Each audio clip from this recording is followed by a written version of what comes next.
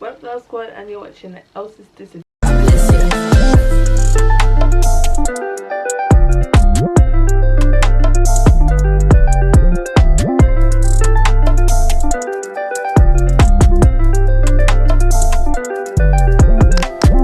Today I'm going to be doing a how to revise revision tips based video. Obviously I just got my GCSE results like on Thursday. Today's day. It's Saturday the 28th of August. Got my results Thursday the 25th of August. I was pleased. The video is up already of the whole day. I think it's the whole day. Guys, I don't watch my videos back, so I don't even know if I filmed the whole day and if everything's in that video. Reactions in there for sure. I spoke a bit on my grades.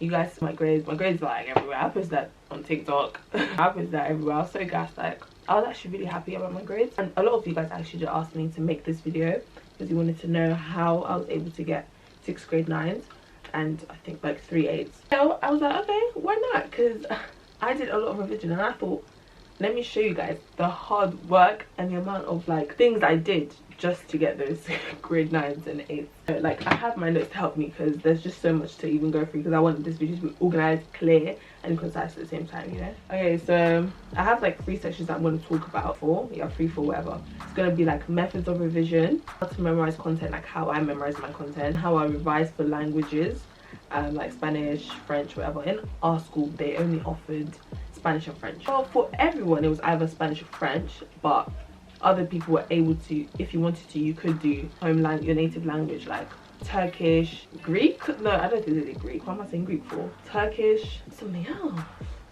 But yeah, I know Turkish for sure. My friend did Turkish as well. Other section is essay based revision. Okay, so let's start off with different methods of revision. So I've got 3 down here: blurting, flashcards and active recall. I had a special bondage to flashcards that I'm showing you right now. I'm gonna show you right now. Guys, don't play with me and my revision cards. With me. Let me show you guys the front because I take pride in the front. Guys, you guys probably think I'm crazy. You guys probably think how many packs of flashcards have I bought in my whole GCSE lifetime? Well, I couldn't tell you. I really can't tell you how many flashcards I bought because it's crazy how many flashcards I've used. Like, this is no joke. I rely on flashcards. These are my like best friends. Like, I couldn't have got my grades without these flashcards. I don't care. Flashcards are the way to go. Those are my favorite method of revision. Flashcards, writing them down. Like, I can show you like an example of how I did things. I'll show you history because why not? That one I teacher checked history, so make sure that it looks presentable. I color coded some of the history cards. When I talk about history, you will get what I'm trying to tell you and why I color coded. But like, what I did was, obviously the front says history, that's just whatever, history. I had the timeline, yeah, you know. I had colors. Like, I definitely took pride in using colors to help with my revision. Like, colors helped me memorize things. That's why I really liked flashcards. And because when you write using flashcards, it, like, for me, I feel like it's also a form of revision. Like, literally writing the flashcards itself, not sitting here reading it out, whatever. That's also revision from flashcards. But like, writing the flashcard itself, I also think is revision, because it's like, when I write, I speak. When I write, like, if I'm reading off a textbook, I'm gonna read in that textbook and write it down. I'm not just gonna look at the textbook and just blindly copy it. Like, no, like, that's just wasting your time. At least make like your revision, I don't know, what's the word, what I'm looking for, make your revision, what's that word, there's a word. So when you're like writing, speak it out loud. Like, why are you sitting in silence? You should be talking. Like, how do you expect things to go in your head just because you wrote it and you just read it off the textbook? No, you've got to say it out loud. That's top tip, say it out loud. That's how you revise. Out loud, use colors because it helps stick in your head. Because I'm not trying to sound crazy or anything, but in the exam, if I'm writing something down and it's like on a question and I'm stuck, it's like, no, I revised this, so you better come in my head. It's like, what did I write when I revised this? What's on my flashcard? Like, I will try and imagine my flashcard and it will be like, it was highlighted in like yellow, in highlight yellow. So like, what was it in that? What was it? And I would think of the highlight, the colors, the color highlighter, and it would be yellow in my head, and I would think, oh, and you write it down. Like, I'm not trying to be crazy, but that's how it worked for me. That's how I thought of things when I was revising. Do you get? Like, yeah, I basically touched on how to memorize content as well, so I'm probably not going to do that as well. Oh wait, is it filming? Oh my god, I couldn't see the thing. Anyways, yeah, so I basically memorizing content, so I'm not even going to do that as its own section because it literally says the same thing. Say it out loud and use colours when writing flashcards. The next method I've got here is blurting. Blurting, personally, I don't think there's much of a difference between blurting and active recall. I'm pretty sure blurting is okay. Yeah, blurting is when you basically can whiteboard a book, whatever, mainly on whiteboard, but you can use paper, notebook, whatever, doesn't matter. All you have, everything that you can remember from a specific topic of a subject, just write everything you can remember at the start of your revision session. That's in one color. Get another color and then you look through your notes and you see, I didn't write this, I didn't write that, and write that on the whiteboard or your notebook in another color, so you differentiate between what you did know and what you didn't know when you blurt. And then you do that process again during and then at the end of your revision session to see if you've memorized what you didn't know. And when you revise after doing your first blurting, revise what you did know, because you're wasting time. You're wasting time that you do not have. Do not do it. So just memorize what you didn't know. All right, hopefully that makes sense. The next one was what? Active recall. I'm pretty sure that's like blurting, no? Active recall, like, no guys, I actually don't know, so use Google, but this is one that was recommended from, like, I don't know if you guys know this guy on TikTok, Revision. Like, he definitely recommends active recall and blurting, so that's why I decided to put in the video, because I know he also did really good, and he's not the only one that recommended it that's done great in their GCSE. So I was just like, okay, let me slip this in the video. If you want to do active recall, if you want to know where it is, you can go research it, but I just decided to put it in the video. I don't even know like the actual method of active recall, but yeah, I just wanted to give you guys an extra tip. Languages. So languages, French, Spanish, you get what I mean. Not English, I'm not talking about English language or English lit, I'm talking about French. Yeah, so me, I did French GCSE. French GCSE headache. French GCSE was I don't regret choosing it because I like French, but at the same time I was like, could I have had an easier time doing Spanish A-level? Like, not A-level, sorry, Spanish GCSE, because I did higher tier, so it was just like things that I don't know, like, I'm guessing it's not really a big jump between foundation and higher. There's not really much of like difference between what a foundation and higher would write, apart from the fact that higher would probably write like, more complex. So when I was doing my revision, I would form complex sentences based on new vocabulary that we were taught in the lesson. It would just help me memorize a sentence that I can literally use in my speaking, in my writing, and possibly like might see in my reading exam. You're just killing 3 birds with 1 stone. Do you get what I mean? It saves time and it's really just for your own benefit. That's why I did not like just memorizing word like on my flashcards. Alright, so I got my French flashcards and I just wanted to show you an example of like how I would write in sentences. You can feel free to copy this video French. I don't even know if this is good, I don't know what topic this is, but is it even focusing? Can you literally see the sentences? Like, I literally wrote in sentences. I did not really write in vocab. Writing vocab, if it was like festivals or just like keywords that I could slip in at a time, but I just didn't really know how to use at the moment. I would write in like this is what I mean, like this is like vocab, but it's like festivals, events. Most of the time it would be in sentences. This don't have colour because halfway through I kind of gave up on highlighting because none of my highlighters ran out of ink and it was just taking up too much time and I was getting stressed, and I was like, you know what, we ain't got time to be highlighting, we just gotta go. But yeah, I was writing sentences, complex sentences that I can use, and I feel like that's the key to doing higher French, or just maybe higher Spanish too. Like, you could literally be limiting yourself just because you're not giving yourself complex sentences. These things are stuff that you can easily learn for a language and hit top marks. You guys might overcomplicate it because you're thinking, oh my gosh, this is high, this is high, this is high, or it's going to be such a fast stretch. Obviously, like the other exams, like reading and listening especially, that's when you're going to be like, okay, maybe it's too much for me to do and I should just stick to foundation. But I feel like if you learn more vocabulary along the way, then you'll be good. If you learn more complex sentences along the way, you'll be good. Like, don't limit yourself because you're thinking, oh yeah, that's a stretch, I can't do higher because that's higher French, like that's a whole headache. But trust me, you'll get the hang of it. You'll honestly get the hang of it. Sometimes you might learn a word yesterday and you'll remember it the next day because it's just like that one word. I feel like with languages, I feel like they settle in quicker. I don't know, I just feel like they settle in quicker than other things that I've learned. I actually don't know if that's. And then next we've got essay-based subjects, so like history, sociology, psychology. I didn't do psychology, I did history and sociology. I did history and sociology, and I loved those subjects.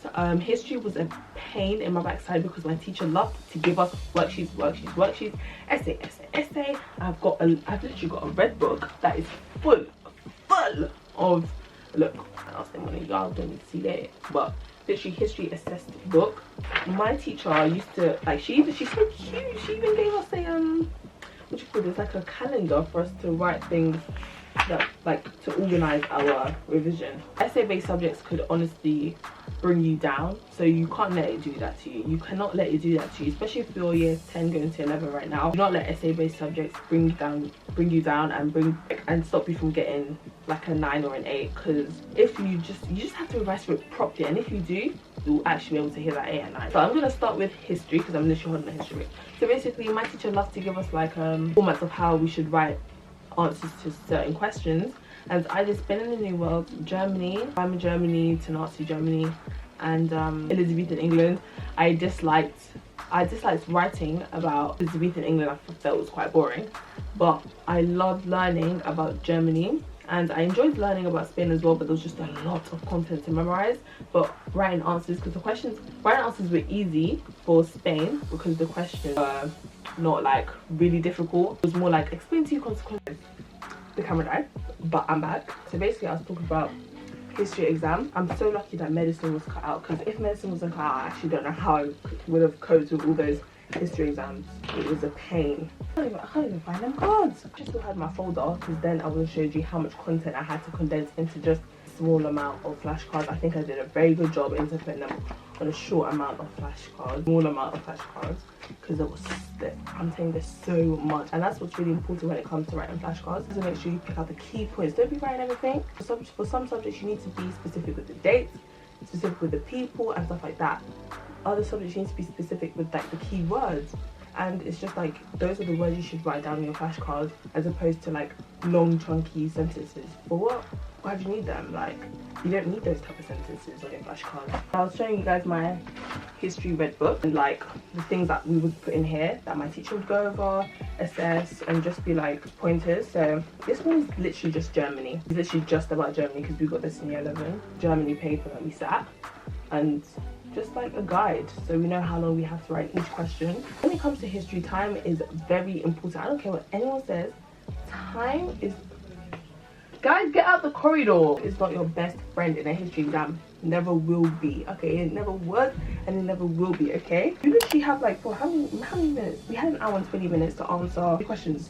2, 4, 6 questions, and it would be 4 markers, 12 markers, 8 markers, 4 marker, 20 marker, and you only have 80 minutes to answer these questions. And it's not long, because what you need to write take up so much time that you need to be writing like this. We're getting cramped during the test, we haven't got time to pause. You have to bend that arm. Like, I'm telling you, it's not a joke. History is actually no joke. You need to know your content. You haven't got time to sit there in the exam and think, what happened after Columbus died? Who went on the next voyages? Like, you don't have time for that. You need to know. You need to know what you're talking about. You need to be fast about it. You don't have time. Don't think, oh yeah, I finished this question in like 2 minutes. Like question 1, 4 mark, you instead of finishing in 6 minutes, you finished it in like minutes. Yeah, okay, you have 2 minutes extra. Don't waste those 2 minutes sitting there thinking like a dumbo. Move on to your next question and try use those 2 minutes for your last question, which is a 20 marker. Those marks count. Every single mark is valuable. Really, you cannot play games, guys. You can't play games when it comes to history. Oh, it was in a mock assessment actually. In my mock, oh, this is when my one was using an example. I absolutely smashed it here. My teacher says the 8 somewhere. It's over here at the bottom. Can you guys see? You guys can see. But yeah, no guys, this was my favorite question as well. Like, I felt like I knew what I was doing with this question. I really loved history. Like, especially deep in it, I really liked history as a subject.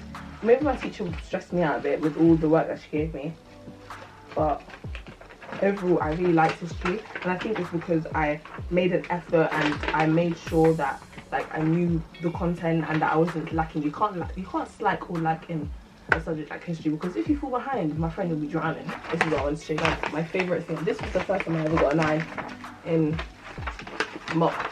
ever for any subject, and it was in history, sociology, and I can't remember that one.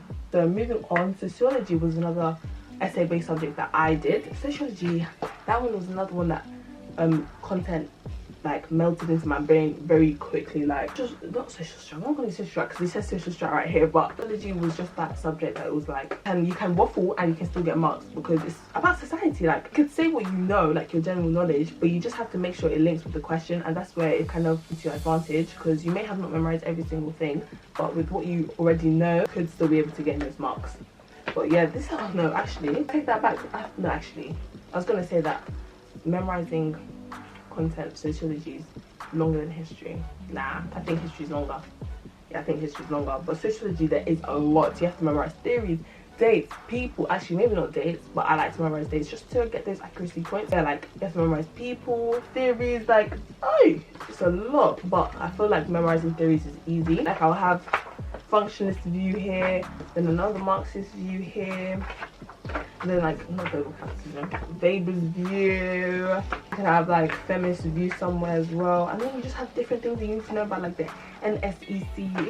If you guys know what I'm talking about, you know what I'm talking about. If you don't, then don't even bother trying to know. Embourgeoisement, is that how you say it? Embourgeoisement pieces. There are words that they could use in an exam that is it's a word that you know, but you just didn't learn it like that. Like, I hope this is making sense. Like, the teacher will call it something else, but the exam, it will say something else, but you'll literally talk about the same thing and it could catch you out. It caught me out in the exam. I didn't know what they were talking about, but it was literally something that I did know, but I just didn't know you could call it that. I want to be that person in the exam, because those are just marks that you could have easily gained, but you didn't, so you flat. But yeah, for sociology, how I revised was literally flashcards. Nothing more, nothing less, literally flashcards. My teacher actually gave us markers repeatedly. And do I have my sociology book? Oh, look at me, so quick, so fast to throw things away, bruh. Yeah, I threw my book away. I'm pretty sure I have like examples on my phone of like 12 markers that I probably sent to my friend to help him out, something. But yeah, my teacher always gave us 12 markers to do, and we had to, but the history paper, not the history, the sociology papers are really cruel. You have an hour, no, you how long do you have? An hour and 45 minutes to answer, I think like 24 questions, and it consists of four 12 markers, and you only have 15 minutes for each. Obviously they're not going to time you doing 15 minutes for each, but you should know in your head that you only have 15 minutes to do one. You're probably gonna not answer all of them, and you don't want to be that person once again, like, lose out on these marks because you're not keeping up with time. Like, beat the clock. That is the aim of the game. Beat the clock. Yeah, I actually have, what's it called, revision cards just for research methods, and there are a lot. Sorry, there are a lot. My year, we were lucky, because did we know what research methods were going to be? No, I don't think we knew what research methods were going to pop up, but it was kind of like, obviously if they were being lenient with us, we kind of knew, okay, interviews are definitely going to come up, so you need to know about that. Like, some irrelevant ones did come up. Like, I feel like that's all I've got to say about essay-based subjects, to be honest. I just feel like practicing essay questions is key, and giving it to your teacher. I'm pretty sure your teacher has no problem with helping you. So just write answers to some questions and then give it to your teacher to mark, and if they say no, then you're gonna have to report them, I guess, because they're affecting your education. This is your education we're talking about. This is very important, okay? Don't play games, don't lack. But yeah, I just feel like essay-based questions, revision cards, yeah, like that's very important. Now,